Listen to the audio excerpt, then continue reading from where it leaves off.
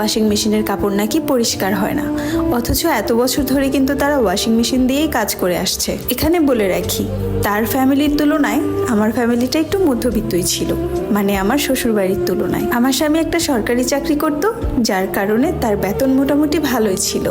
বিয়ের 1 মাস পর তো আরও বেশি অবাক হলাম যখন আমার স্বামী তার বেতনের খামটি আমার শাশুড়ির হাতে না দিয়ে আমার ননাসের হাতে দিল। অবাক চোখে ড্রয়িং রুমে বসে বসে পুরোটা দৃশ্য দেখলাম।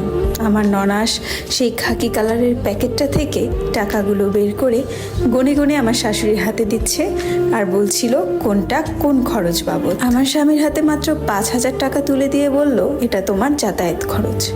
আমি পুরোটা বিষয় খেয়াল করলাম। এতগুলো টাকা আমার স্বামী এনে তার হাতে দিল, সেই পুরো সংসারের খরচ বাবদ সব টাকা রেখে মাত্র 5,000 টাকা আমার স্বামীকে হাত খরচ দিল। এখানে বলে রাখি, আমাদের বিয়ে হওয়ার 1 মাস চলে ওই টাইমটাতে, অথচ আমাকে কোথাও সে ঘুরতে নিয়ে যায়নি।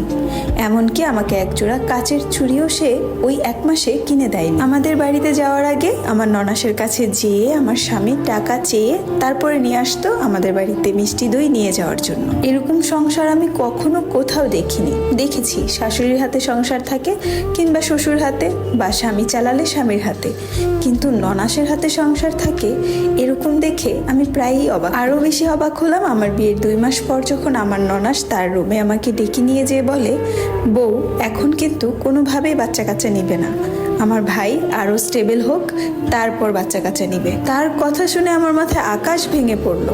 আর কত স্টেবল হতে হবে?